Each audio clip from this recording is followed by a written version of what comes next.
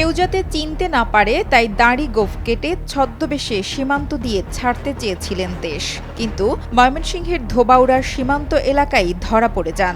অবৈধভাবে ভারতে যাওয়ার সময় সাংবাদিক মোজাম্মেল বাবু, শ্যামল দত্ত সহ 4 জনকে আটক করেন এলাকাবাসী।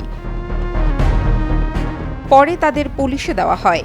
কালের কণ্ঠকে এ তথ্যের সত্যতা নিশ্চিত করেছেন হালুয়াঘাট সার্কেলের সহকারী সিনিয়র পুলিশ সুপার সাগর সরকার। তাদের সঙ্গে আরও আটক হয়েছেন ৭১ টেলিভিশনের সিনিয়র রিপোর্টার জেমসন মাহবুব, ড্রাইভার সেলিম।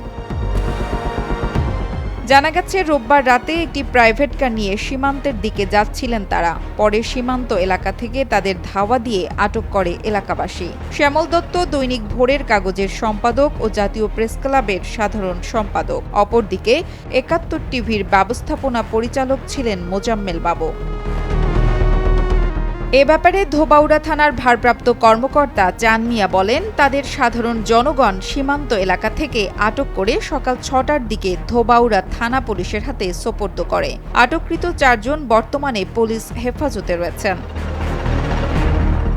এর আগে সপরিবারে ভারতে যাওয়ার সময় দৈনিক ভোরের কাগজের সম্পাদক শ্যামল দত্তকে আটকে দিয়েছিল ইমিগ্রেশন পুলিশ।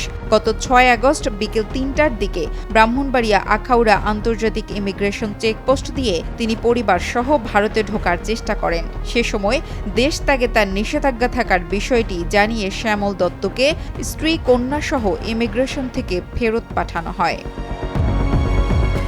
নুসরাত জাহান কলি, কালের কণ্ঠ।